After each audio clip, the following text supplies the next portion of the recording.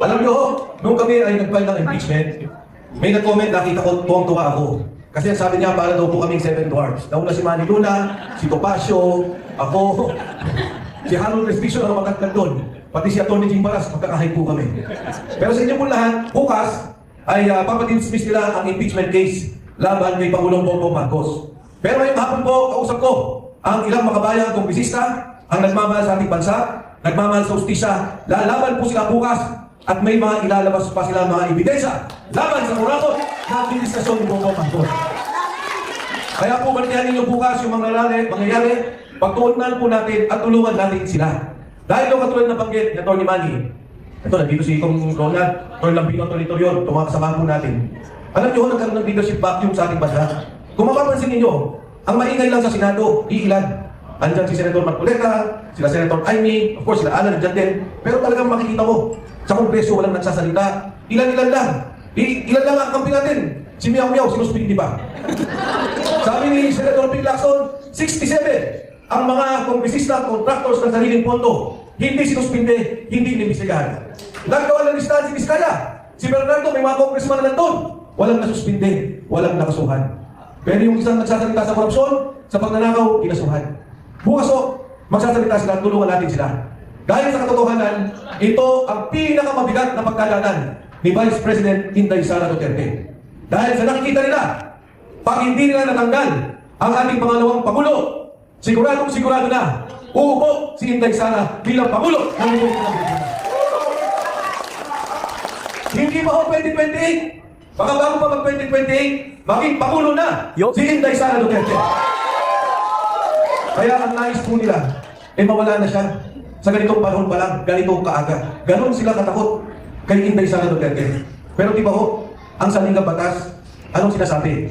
Ang proseso ng impeachment, ito lang ang pagkakataon natin para magreklamo, para i-question, para maging kritikal sa namumuno sa ating bansa. Anong ginawa?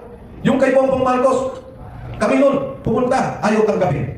Pagkatapos, kinausap lahat, wala mag-endorso. Pero okay na rin, kasi ako nung umpisa pa lang, ayaw ko na.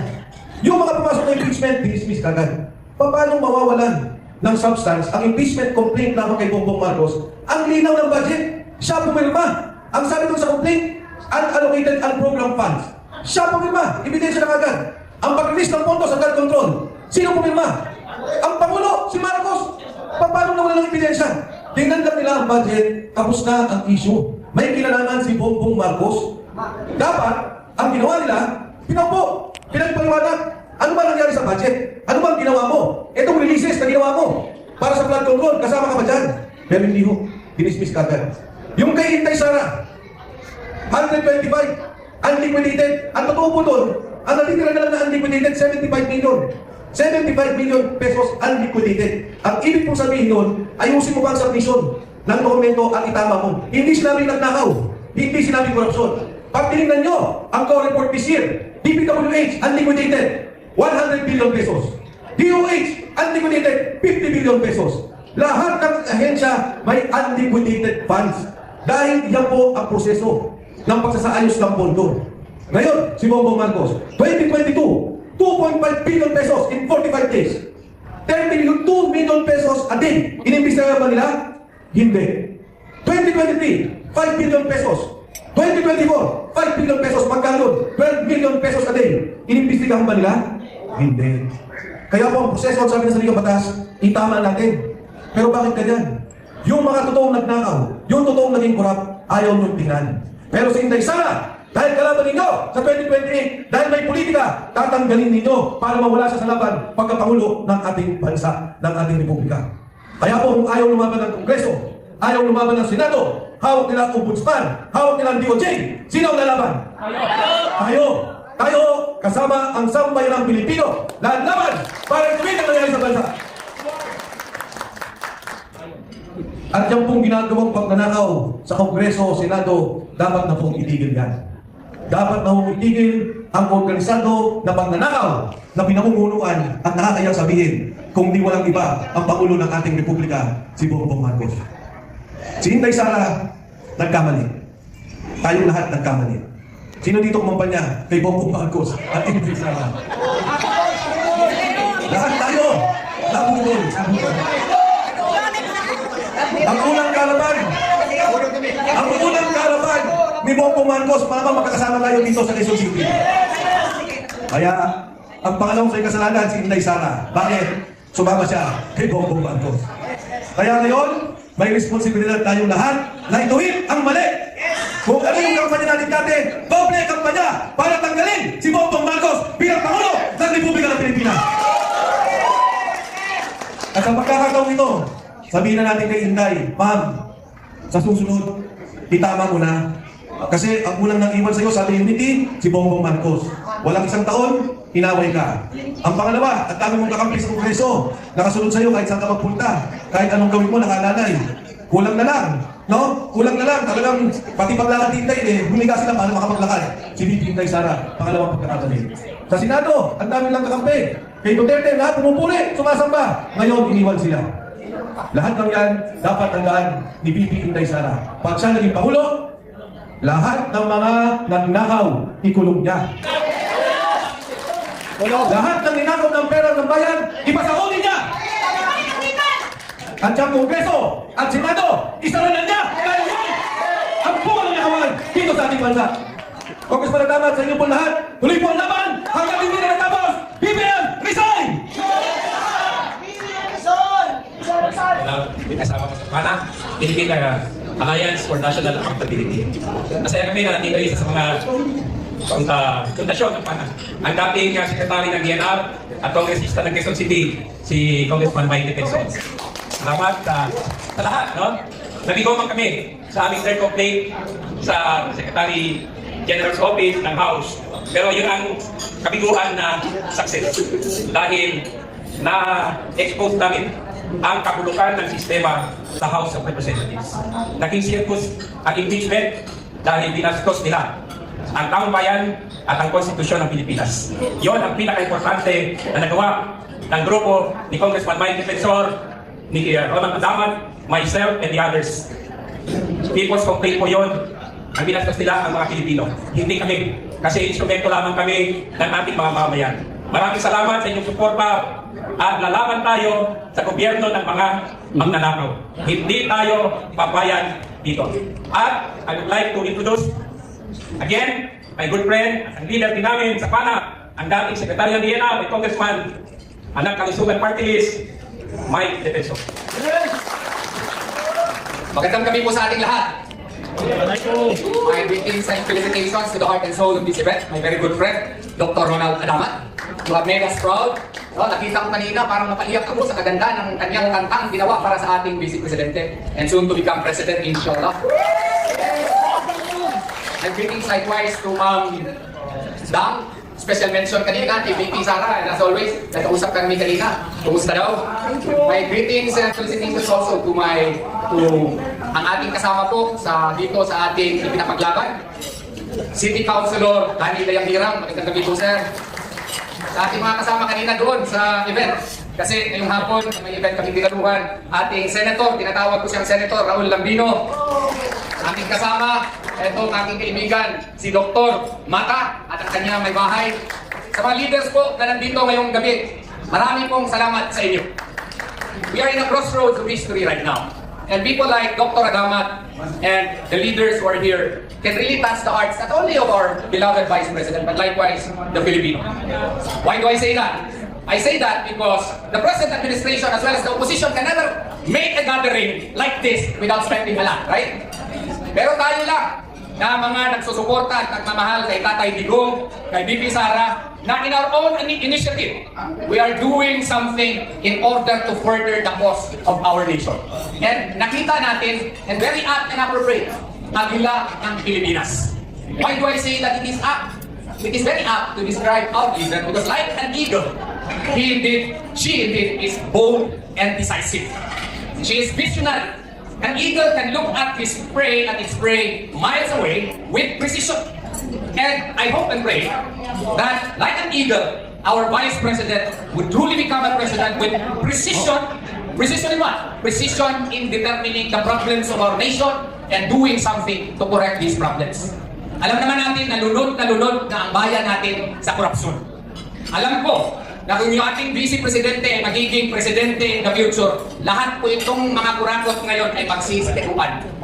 Sigurado po ako na ito po sila ay lilipunin at pupuksakin ng agila ng bayan at siya po si Inday Sara Duterte. Ang mama ko, kanina po sa binyag ng anak ng aking kaibigan, Jimmy Bondo, nagkausap po kami at inibitahan niya akong umupo sa kanyang gilid kasi may pinag-uusapan na naman kami. Alam niyo naman na meron na naman kayong challenge sa kanya. Meron na namang impeachment complaint na itinayang laban sa kanya. Kaya, I am hoping and praying na ito pong ating organisasyon, mga organisasyon dito, ay tutulungan natin si VP Sara para puksain naman, labanan na naman itong panibagong challenge sa kanya. Kasi alam natin na ginagawa ito sa kanya para wala na sana silang kalaban sa 2028. Papayagan ba natin yan? Hindi natin papayagan yan. Lalabanan natin yan. At yun po ang aming pinag-uusapan ko kanina. Kaya ngayon pa lang, maghanda na po tayo. Yung ating mga bangkos sa Pilisayan pa, atuan na yung higtan. Yan naman. Kaysa umaabot na adlaw. In the few days from now, we will be up again to great challenges. And I hope and pray na ang mga organisasyon na nandito ngayon ay tuloy na susuporta sa kanya kay VP Sara Duterte. Magandang gabi po sa inyong lahat at maraming salamat po sa inyo. Thank you so much, Attorney Jailito Gorion. Thank you po. Sa 2028 pa rin, Attorney Raul Lampino. Na-meet ko na to si Attorney. Ayan. Sige sir, next po. Thank you. Dito ako para medyo mas sa paliwanag. Kanina nung kumakas kasi para sa TV, no? Unang kinanta niya is, hindi ko na kinanta niya. Never enough, Linoren already, di ba? Galing, no? Galing ng tanong talaga ng Pilipino, no? Tapos kinanta niya ulit yung song na kapila ng Pilipinas sa ating may version ni MP. Tapos sinabi na kami pag nakakapalindig pala dito. Sige. At bago yung kanta, napakinggan ko yung speech ni Dr. Ronald Ataman. Ninitig din yung balahibi ko kasi magkakaroon ng kaibigan na si Dr. Ataman, parang pa ni NPR, siyang presidente, at congressman doon si Dr. Ataman. Kasama kami sa kongreso. Congressman siya, ako naman ay nandoon sa Congressional Planning and Budget Office. Yun ang think tank ng House of Representatives. Kami yung mga staff doon na gumagawa ng mga draft, ng mga pagaganda ng mga batas patungkol sa foreign policy, tungkol sa economy, development. So nakikita kami doon dito para na lang. At nagkasama kami ng ilang beses ng mga iba't ibang mga organisasyon at mga ibang mga komisyon. Kasama kami sa Constitutional Commission para pag-uwi ng sali ng batas ng Pilipinas noong 2005 and then 2006. At ang problema talaga sinasabi namin itong Constitution ng Pilipinas, yung 1987 Constitution. Kasi itong dokumentong ito ay ginawa ng mga appointed commissioners na hindi naman sila elected delegates noong 1986. They were appointed in order to craft a fundamental law that did not serve the Philippine people, but it serves and continue to serve the interests of a few groups of individuals whom we call the oligarchs. That includes, unfortunately, the church, of which I am a member of that faith. And the businessmen who are now running the show in the country, politically, economically, socially. We control the political parties, we control the financial institutions, we control the educational institutions, we control the economy. And they are the ones dictating what's going to happen to this country, not the Filipino people who are supposed to be the sovereign, as mandated by the Constitution, where authority supposedly emanates from them. Kaya kailangan talagang mabago itong sistema ng ating gobyerno. Pero paano babaguhin ito sa isang mapayapang pamamaraan? Kailangan natin yung isa, tulad ng sinabi niya a leader who has a vision for peace, for prosperity, for the development of our country. A leader who has a vision to know the problems as well as the solution of these problems in order to live out the lives of every Filipino. And there is no other person who can do that. Only Vice President Inday Sara Duterte. We know that she will not be beholden to any oligarch. We know that she is not going to be beholden to any group. She will only be beholden to the Filipino people because she is our Agila ng Pilipinas. Hindi na po Agila ng Pilipinas. Si Inday Sara, Agila na siya ng Pilipinas. Pero, kikita ko itong mga leaders na nandito dito. Hindi ko na po kayo papatid sa isa kasi lahat naman po kayo mga leaders. Karamihan po rito ay mga taga Mindanao. Nandito dito, makitig ko na. Si Councilor Tanday Hirang Dalawang kaibigan. Dr. Ronald Adamang from Mindanao. Dr. Richard Matas from Mindanao. Attorney Bobby Torrio from Mindanao. Parang gusto ko na rin yata maging Mindanawan. Pinitiro mo kanina si Dr. Ronald Adamang. Partner, sabi ko, you know, some were telling that tonight's affair is the establishment of a new Republic of Mindanao. Hindi po yun nangyayari. Kasi, ang gusto natin ay magkaroon ng leader para pamunuan po ang Pilipinas hindi lamang po. A while ago, when I was listening to the speech of Dr. Adamang, sabi ko, partner, upo niya. That was one of the most beautiful, privileged speeches that I've heard. I hope that you gonna say that also in the Senate. So, ibig kong sabihin, dalawa na kami ni Atty. Torrio dito, dalawa na kami abogadong binabanggit yung senador. Alam ka namang nag-iisang doktor ng si Dr. Richard Matas sa Senado. Pwede bang idagdag natin isa ulit Dr. Ronald Adamang? Ito ka, Duterte kami noong 2025 elections. Pwede gawin natin Duterte 12. Dagdag natin yung Ataman at sa Torrio, magiging Duterte 12. Di ba? Well, anyway, kami minamahal na bayan. Kailangan po ninyong malaman itong problema darating sa atin. Itong mga susunod na araw. Sigurado, nakalakayan ng House of Representatives yung dalawang impeachment cases na naisampa sa House of Representatives against Vice President Sara. Ako, dahil pinangkin ko na rin na naging trabahante ako dyan sa Kongreso ng Pilipinas, marami pa rin po tayong mga nakukuha ng informasyon dyan sa mga ibang membro ng Kamara, mga congressmen, at mga ibang mga high-ranking staff at consultants dyan sa House of Representatives. At talaga po tutuluyan po nila na i-impeach si Bibi Sara. May mga ibang mga congressmen dyan dati at pumirma doon sa na-declare na unconstitutional yung ginawa nilang impeachment na nila sa Senado. Reluctant po sila. Ayaw na po nilang pumirma sa impeachment. Kailangan kasi para dumiretso agad yung fast track express. Papunta sa Senado yung impeachment, at least one-third of all the members of the House of Representatives will sign and endorse this impeachment in order that it's going to proceed to the Senate forthwith. Eh, medyo yung mga iba, hindi nila batik na uulitin yung kanilang pagkakamali. Dahil alam naman natin lahat na ang kapalit ng kanilang pagpirma doon sa naunang impeachment complaint na diniglir ng Constitution ay may kapalit ng pera. At binanggit yan ng ibang mga kongresista na binanggit na kapalit ng pagpirma nila doon sa impeachment complaint ay magkapalit na pera. Perang public works, perang blood control. Hindi po nila yun may tatago. Alam po ng taong bayan yan. At lahat po ng mga membro ng Kongreso ay suspect sila na nakatanggap. Eh, ano ba yun ang mangyayari? Kung pipirma ulit sila, meron mang panibagong tanggapan na naman ng bilyong-bilyong pera ng taong bayan para sa impeachment ni Bibi Sara. Malamang, ganun po ang mangyayari. Pero dapat po ninyong isipin na yung malaking problema ng korupsyon sa ating bansa, kahirapan ng ating mahigit 60 milyong mga Pilipino at mga batang mga mag-aral na wala po silang sapat na silid-aralan. There are more than 160,000 classroom shortage ang Pilipinas ngayon. Halos hindi makapag-aral yung ating mga anak na maayos dahil sa nakulangan ng facilities. Pero lahat po ito kulang ng pamahalaan ng gobyerno nasa kasalukuyan ngayon. Gusto po nilang mapagtagpan. And one way for them, in order to divert the attention of our people from these chronic problems that beset our country today, is again to impeach Vice President Sara. And we are going to have Isaac Suela in the Senate. Kausap ko yung ibang mga senador na mga kaibigan po natin. They are under extreme pressure. Kung ano-ano na yung kanilang mga tinatanggap na yung pananakot, andiyan huhulihin sila, meron silang warrant of arrest ng nakatenda, whether warrant of arrest galing doon sa ICC dahil, o kaya yung warrant of arrest na i-issue ng Sandigan Bayan on charges of malversation of public funds with falsification of documents which are non-bailable. So lahat po ito ngayon ay problema rin po inaako ng ating mga mahal ng mga senador na sa tingin po sa atin ay kasama po ito sa kanilang tipan.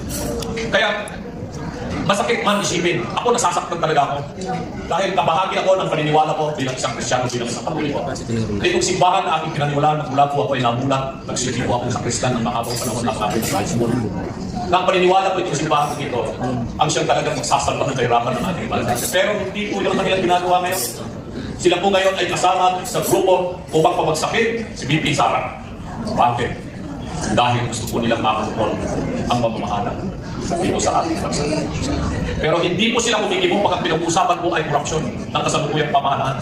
Tahimik po ang simbahan pag pinag-uusapan na ay tungkol po sa korupsyon sa flood control, korupsyon sa PIR, korupsyon sa customs, korupsyon sa lahat ng ahensya ng pamahalaan. Tahimik po sila. Pero pag ang pinag-usapan ay tungkol kay Bibi Sara, mag-ingay po yung simbahan at doon po ako ay nalulong. Ang ibig kong sabihin po nito, ang simbahan na akin pong pinaniniwalaan, kabahagi pa na dito sa programa ng kasalukuyang administrasyon upang sa ganun mapagtakpan ang kalimutan. Nakasalukuyang kumitira, mapagtakpan ang kahirapan ng ating mga pamilya. Tayo narito ay ilan lamang, pero marami po sa inyo, malakas ang influensya nyo dahil po sa access ninyo sa social media. Yung mga nasa mainstream media naman, hindi dito nabanggit sa seminary, ABS-CBN, Military News Channel. Suluyin po ninyo kung ano talaga ang nangyayari. Pumunta po kayo ngayon sa Mindanao, sa Northern Mindanao, Cagayan de Oro, Iligan, Lanao del Norte. Hirap na hirap yung ating mga kababayan doon dahil kasalan lang po sila ng napakalakas na pagbaha ng bagyo. Parang ng Greenland. Kaibigan po Mayor sa Iligan City, si Mayor Siang. Mayor, pasensya ka na, hindi ko kita nakatawagan. Pero sisikap po kami rito sa Luzon. Kahit pa paano, sa tulong po ng ating mga kaibigan nasa pribadong sektor. Meron din po kami siguro may yapak po dyan sa inyong pong siyudad sa Iligan at dyan po sa probinsya ng Lanao del Norte. Pero ito, atupagin na naman ng ating mga politiko at itong mga oligarko magkukontrol ng ating bansa. Impeach, Bibi Sara. Iyan ang kanilang gagawin.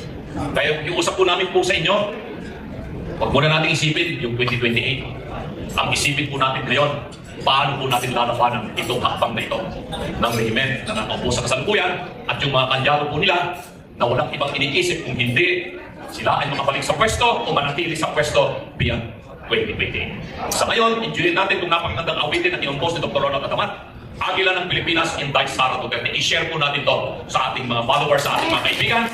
Kailangan po natin mag-viral ito. Million of viewers and followers in Facebook, YouTube, TikTok, Instagram, X, kung ano-ano bang social media network. Please, pakiusap. Bigyan po natin ito ng sapat na hangin para makanpat ng tuloy-tuloy. The wind beneath the wings of the eagle is in your hands. So mga minamahal ng kababayan ng buhay po, ang Agila ng Pilipinas, Inday Sara Duterte. Mabuhay po tayo. There we have it. Thank you so much, Senator Attorney Raul Lambino. Ayan, nabanggit na po ni Senator Raul, no? Ang ating official hashtag sa lahat ng social media account natin ay hashtag Agila ng Pilipinas. O, diba? Meron pang isa. Tama naman si Attorney Senator. Protect VP Sara at all fronts.